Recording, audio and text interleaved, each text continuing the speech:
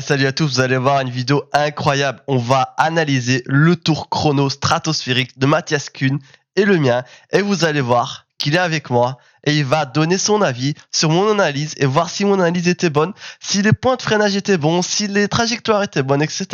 Et Mathias Kuhn est avec nous en vocal et il va donner son avis après cette vidéo. Hein Mathias? Oui, j'ai hâte de voir ça. T'as hâte de voir ça, on verra. Analyser, essayer de percer le secret des aliens. Aujourd'hui, on se retrouve sur le circuit de Spa-Francorchamps avec le même véhicule, la Bentley, sur Assetto Corsa Competizione, sur le même serveur, avec les conditions météo qui sont exactement les mêmes. Et on va analyser les points de freinage, les points de corde, comment est-ce que le véhicule se comporte et les trajectoires. Et on va essayer de percer le secret et où est-ce qu'il gagne ces 2 secondes. J'espère que vous êtes bien installés. Allez, c'est parti pour la vidéo.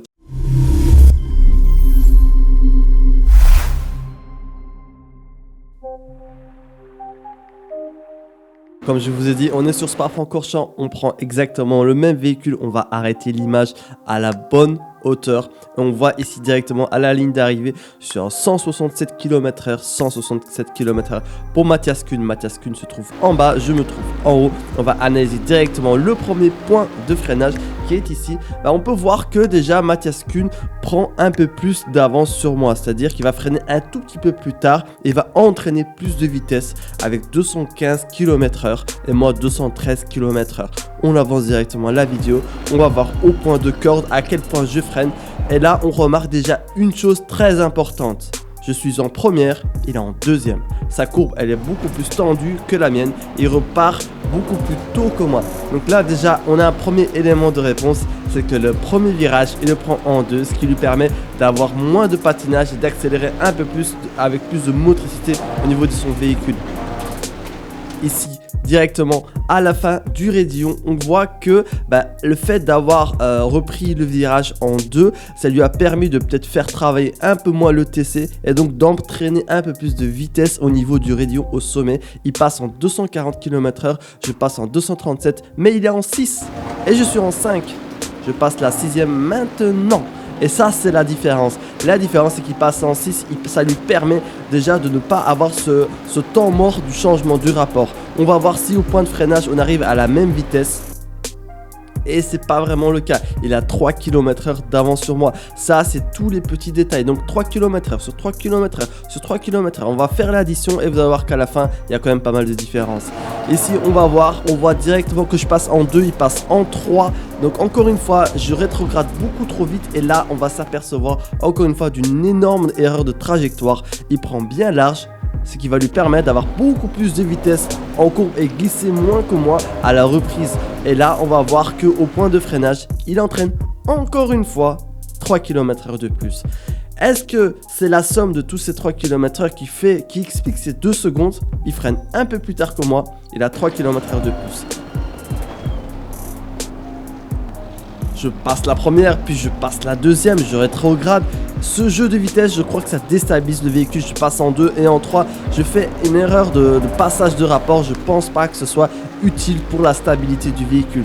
On va voir ici au niveau du point de freinage. Au niveau du point de freinage, on est plus ou moins similaire. Sauf que Mathias Kuhn, qui est en bas de la vidéo, est bien plus proche du virage que moi. C'est-à-dire qu'il freine plus tard. Ce qui va lui permettre d'avoir énormément de vitesse en courbe. Énormément, quasi 10 km/h de plus que moi. C'est juste énorme par rapport en tout cas à cette position sur la piste. On a déjà là 3 grosses erreurs de pilotage. Au niveau du point de freinage, il a un peu plus de vitesse, mais il avait quand même quasi 10 km/h de plus que moi au virage précédent. C'est quand même assez intéressant de voir la différence de vitesse qu'il y a dans les courbes. Là, on y va directement. Je passe en 2, je ne sais pas pourquoi. Il reste souvent avec des vitesses supérieures. Il garde beaucoup plus de motricité. Encore une fois, il me prend 6 km/h. Si on additionne jusqu'à maintenant, on est quasi à une vingtaine, à une trentaine de km/h de différence sur pas mal de points de freinage. Sur un circuit long comme Spa-Francorchamps, ce qui lui permet ici, j'ai fait la plus grosse erreur du circuit, c'est la trajectoire de mon véhicule. Ici, je n'ai pas pu profiter de la largeur globale de ce virage et de prendre vraiment toute la largeur de piste pour avoir plus de vitesse, peut dire que jusqu'ici, c'est vraiment la plus grosse erreur que j'ai effectuée. C'est cette sortie et cette divagation de trajectoire. Je sais pas si ça se dit. Bon, on est reparti. Prochain point de freinage. On voit qu'il passe en 3, je passe en 2. Ce qui lui permet d'avoir beaucoup plus de vitesse en courbe. Et le fait en fait de passer en 3, ça lui permet d'avoir un véhicule beaucoup plus stable que le mien. Passer en 2 donne vraiment des chocs, des transferts de charge au véhicule. Et je pense que vous savez très bien que quand un véhicule n'est pas stable, quand il n'est pas stable sur la piste, on perd du temps. Quand tu glisses, tu perds du temps. Ça dépend bien sûr des virages, ça dépend la limite que tu vas chercher. On va voir si ici, à la fin de la ligne droite, il arrive à atteindre beaucoup plus de vitesse que moi. Attention, il y a un tout petit décalage, donc ne comparez pas les vitesses. Il y a peut-être 1 ou 2 km/h de décalage. On va voir ici au point de freinage, on est exactement le même. Exactement. Mais comment est-ce qu'on peut expliquer qu'il y a 2 secondes de différence? C'est pas possible. C'est pas possible quand même. On arrive ici au point de freinage, je fais ma 4e ou ma 5e erreur de trajectoire. Il prend beaucoup plus serré, il prend la saucisse avec lui, je la prends pas, j'aime pas les saucisses rouges. Je rigole, putain c'est nul, désolé. Et là, ce qui lui permet d'avoir beaucoup plus de vitesse en sortie de courbe que moi. J'avais plus de vitesse que lui, mais lui il avait en entrée, mais lui il a privilégié la sortie de virage. Ça lui permet de gagner beaucoup plus de vitesse en relance et surtout de passer la ligne d'arrivée avec un chrono stratosphérique. Ah, franchement, c'est bien expliqué et tout. Qu'est-ce que tu penses? Est-ce que l'analyse déjà était bonne? Ouais, par contre, tu m'as tué avec la saucisse là.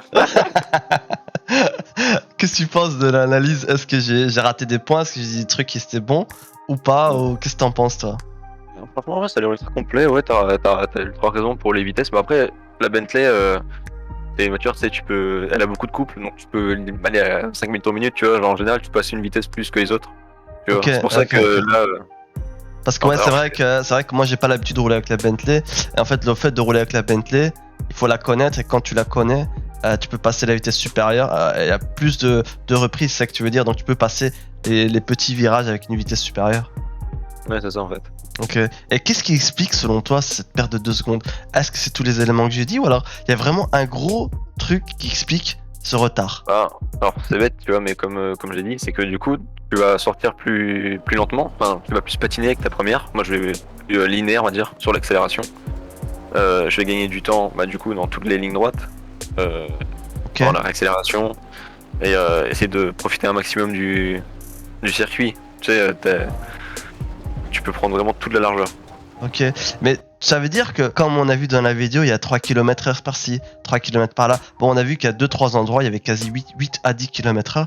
Est-ce que c'est ça qui explique vraiment la différence de chrono? Je pense que oui, tu vois, même si c'est que 3 km/h, faut quand même se dire que c'est chaque seconde 3 km/h, ça peut faire beaucoup sur 2 minutes de tour, tu vois. Ouais, c'est ça. Si t'arrives à freiner plus tôt, à accélérer plus tôt, freiner plus tard, accélérer plus tôt, ça peut faire vraiment la différence. Ok, donc tu veux dire que en fait, le fait d'avoir 3 km/h, 6 km/h, 7 km/h, et à chaque fois on pense que c'est très peu, mais en fait dans la course, en additionnant tous ces km/h, ça explique vraiment cet écart en fait de secondes. Et en fait il faut savoir optimiser chaque recoin, chaque partie, chaque sortie de virage, km/h par km/h, pour avoir la balance parfaite en fait. Et c'est ce qui fait qu'un tour est bon, c'est ça que tu veux dire? Ah, c'est totalement ça, ouais. C'est incroyable quand même. C'est incroyable de savoir aligner un tour comme ça. Et comment est-ce que c'est possible de le faire? C'est les heures de pilotage? C'est les heures de pratique? D'abord, tu vois, pour moi j'apprends mes tours, c'est que je fais 2-3 tours de reconnaissance. J'essaie de trouver plus ou moins des points de freinage. Tu sais, tu vas freiner à 80 mètres, puis à 70 mètres, puis à 60 mètres. Et puis quand c'est trop tard, tu vas savoir. Donc tu vas reculer, tu vas reprendre 10 mètres en plus. Et puis si t'arrives vraiment pas à comprendre, tu peux voir sur YouTube, que ce soit des vraies vidéos ou des vidéos de c'est encore sa compétition, tu vois. Ouais. Et c'est comme ça que t'arrives à essayer de t'améliorer. Et toi, comment tu fais pour améliorer tes chronos? T'as un truc? Tu fais comment? Tu tournes non-stop ou alors tu regardes tes replays? Tu fais quoi en fait pour améliorer? T'as une technique spéciale? Non, je fais comme plein de gens, j'essaie de tourner et puis quand je vois vraiment que ça cale, je vais essayer de voir comment les pros passent et puis voilà. Ok. En tout cas, c'était intéressant de partager avec toi. Bon les gars, je sais pas si vous avez kiffé, si vous êtes restés jusqu'au bout. de cette vidéo. En tout cas, c'était assez intéressant de voir la vie aussi de Mathias Kuhn. Donc Mathias Kuhn qui est belge, belgo-français. T'es belge ou t'es français en fait? Ah non, je suis 100% belge. Ah voilà, il est belge. Un pilote de 19 ans. Un des pilotes les plus rapides que je connais. Il a vraiment beaucoup évolué et il était là en plus au début de ma chaîne YouTube. Donc maintenant, on s'est lié d'amitié depuis et puis c'est vraiment sympa. Là, c'était la course, c'était sur un serveur compétition. Alors moi, personnellement, c'est pas mon record absolu. Mon record absolu est de 2:17.5 que j'ai fait en McLaren. Et toi, ton record, c'est quoi, Mathias? Après, c'est pas les mêmes températures, mais je pense que c'est un 2:15.7. De 15-7, ok. Donc c'est déjà beaucoup plus rapide. Mais c'est vrai que dans n'importe quel serveur, dans n'importe course, il faut savoir quand même aligner un chrono. On n'avait pas beaucoup de temps, on avait une dizaine de minutes pour pouvoir aligner un chrono. Et voilà, c'était une belle expérience. En tout cas, j'espère que vous avez kiffé la vidéo. Merci Mathias pour ton intervention. Et je laisse les réseaux sociaux de Mathias Kuhn en description de la vidéo. Je laisse son YouTube, son Twitch. Et voilà, donc n'hésitez pas à vous abonner à sa chaîne. Il fait des hot laps et il montre un peu toutes ses trajectoires. Comme lui, il partage ses tours. Vous pouvez aussi vous améliorer dans vos chronos en tout cas. Merci Mathias. Merci à toi. Ciao. N'oubliez pas de liker et de vous abonner. Ciao. J'espère que vous avez kiffé. Si vous avez trouvé des éléments supplémentaires, n'hésitez pas à me le dire en commentaire. Pour les gens, les haineux ou gens qui croient pas, voici les chronos des deux pilotes. N'oubliez pas de liker si ça vous a aidé, si vous avez appris des nouvelles choses. Et je vous laisse, quoi qu'il arrive, d'autres vidéos aussi.